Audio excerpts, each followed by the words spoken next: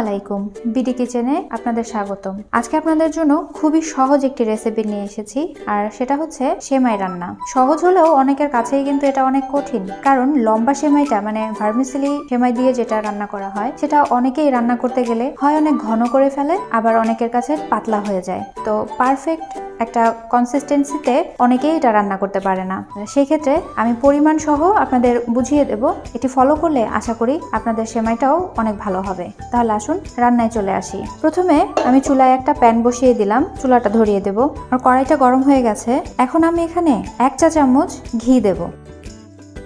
এখানে আমি 1/3 কাপ বাদাম কুচি করে নিয়েছি। এখানে আছে কাজু বাদাম এবং কাঠবাদাম। আপনারা আপনাদের পছন্দ মতো যে কোনো বাদাম নিতে পারেন। তেলটা গরম হয়ে গেছে। এখন আমি এই ঘিয়ের মধ্যে বাদামটা ভেজে নিলে যখন দুধে দেওয়া হবে, অনেক সময় দেখা যাচ্ছে যে বাদামের কারণে দুধটা নষ্ট হয়ে যায়, কিংবা আমরা একটু বেশি করে তৈরি করি, 2 দিন রেখে খাই। তো সেক্ষেত্রে বাদামের কারণে অনেক সময় সেমাইটা নষ্ট হয়ে যায়। তো এভাবে যদি একটু ভেজে নেওয়া হয় সেক্ষেত্রে কিন্তু সেমাইটা নষ্ট হওয়ার কোনো চান্স থাকে না। আর আমি মনে করি এভাবে একটু ভেজে নিলে বাদামটা খেতেও ভালো লাগে। আমার বাদামগুলো ভেজে নেওয়া হয়ে গেছে। এখন আমি এটা একটা প্লেটে তুলে নিচ্ছি। চুলায় এবার একটা হাঁড়ি বসিয়ে দিলাম, বা চুলাটা আবার ধরিয়ে দিচ্ছি। দিয়ে দিচ্ছি 1 লিটার দুধ। চেষ্টা করবেন ফুল ক্রিম দুধটা নিতে, এতে করে সেমাইয়ের স্বাদটা বহুগুণে বেড়ে যাবে। দুধটা অনবরত নেড়ে নেড়ে বলক তুলে নেব। কোনোভাবে নাড়া বন্ধ করা যাবে না। নেড়ে নেড়ে এটাকে ভালোভাবে ফুটিয়ে নিতে হবে। সর পড়তে দেওয়া যাবে না, কারণ সর পড়ে গেলে দুধটা পাতলা হয়ে যায়। অপেক্ষা করছি দুধটা ভালোভাবে ফুটে ওঠা পর্যন্ত। আমার দুধটা একটু গরম হয়ে এসেছে। এখন আমি দিয়ে দিচ্ছি বড় সাইজের 2টো এলাচ, 1/2 ইঞ্চি মতো 2টো দারচিনি, আর দিয়ে দিচ্ছি 2টো তেজপাতা ছোট সাইজের, আর দিয়ে দিচ্ছি 1/2 চা চামচ লবণ। লবণটা আপনার টেস্ট অনুযায়ী দেবেন। আপনার যদি ভালো না লাগে তাহলে আপনি লবণটা স্কিপ করবেন। দুধটা ফুটে উঠেছে। এখন এটাকে 2-3 মিনিটের মতো আমি একটু রান্না করে নেব। আমার দুধটা 2 মিনিট জাল করা হয়ে গেছে। এখন যে আমি মশলাগুলো দিয়েছিলাম সেই মশলাগুলো তুলে ফেলবো, কারণ খাওয়ার সময় যদি এই মশলাগুলো দাঁতের নিচে পড়ে তাহলে খুবই খারাপ লাগে খেতে। এবার এই দুধটাকে আমি সাইডের চুলায় রেখে দিচ্ছি। একদম লো হিটে আমি এখন এই দুধটাকে পাশের চুলায় রেখে দিচ্ছি। এখন আমি যেই প্যানটাতে বাদাম ভেজেছিলাম সেই প্যানটাই আবার চুলায় দিয়ে ধরিয়ে দিলাম। এখন আমি সেমাইটা ভেজে নেব। সেমাইটা অবশ্যই মিডিয়াম লো হিটে ভাজতে হবে, তা না হলে সেমাইটা পুড়ে যেতে পারে। এক্ষেত্রে আমি 1/2 টেবিল চামচ ঘি দিয়ে দিচ্ছি। এবার দিয়ে দিচ্ছি 1.25 কাপ সেমাই। সেমাইটা আমি দেখতেই পাচ্ছেন একদম ছোট ছোট করে ভেঙে নিয়েছি। এভাবে ভেঙে নিলে দুধের সাথেও সুন্দর মিশে যায় এবং ভাজতেও সহজ হয়। অনবরত নেড়ে চেড়ে একটু বাদামি করে ভেজে নেব।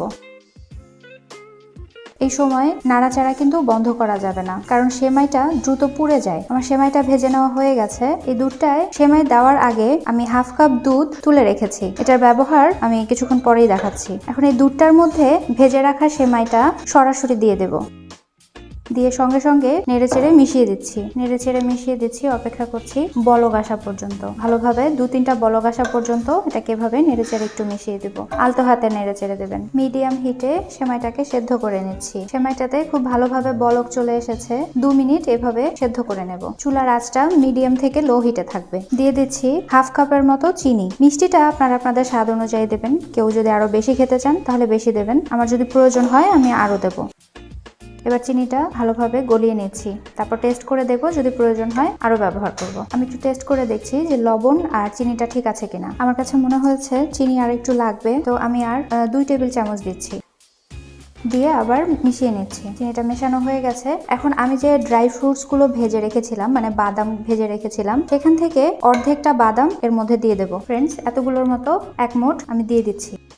আর 1 টেবিল চামচের মতো কিশমিশ দিয়ে দিচ্ছি। আমার সেমাইটা প্রায় হয়ে গেছে। এখন আমি যে 1/2 কাপ দুধ তুলে রেখেছিলাম, এই 1/2 কাপ দুধের মধ্যে আমি 1/4 কাপ গুঁড়ো দুধ দিয়ে দেবো। দিয়ে খুব ভালোভাবে নেড়েচেড়ে মিশিয়ে এর সাথে সেমাইটার সাথে অ্যাড করে দেবো। এবার আমি সেমাইয়ের সাথে অ্যাড করে দিচ্ছি।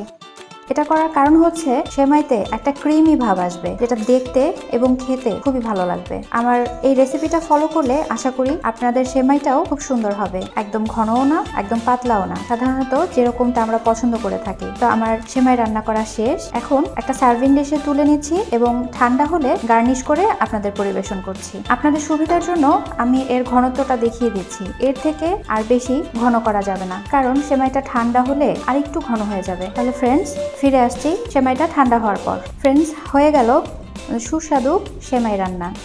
আমি কিছু বাদাম আর কিশমিশ দিয়ে গার্নিশ করেছি। আপনারা আপনাদের পছন্দ মতো ড্রাই ফ্রুট এখানে ইউজ করতে পারেন। তো যেমনটা বলেছিলাম যে সেমাইটা অতিরিক্ত ঘন বা অতিরিক্ত পাতলাও হবে না, তো সেটা দেখানোর জন্য আমি একটা বাটিতে একটু তুলে দেখাচ্ছি। দেখে নিশ্চয়ই বুঝতে পারছেন যে কতটা ক্রিমি ভাব আসছে। এটা খেতেও অনেক সুস্বাদু হয়েছে। আমার রেসিপিটি ফলো করলে আপনাদের সেমাইও এরকম সুন্দর হবে। তো ফ্রেন্ডস, পরবর্তী ভিডিও দেখার আমন্ত্রণ জানিয়ে বিডি কিচেন থেকে আজকের মতো বিদায় নিচ্ছি। সবাই ভালো থাকবেন। আল্লাহ হাফেজ।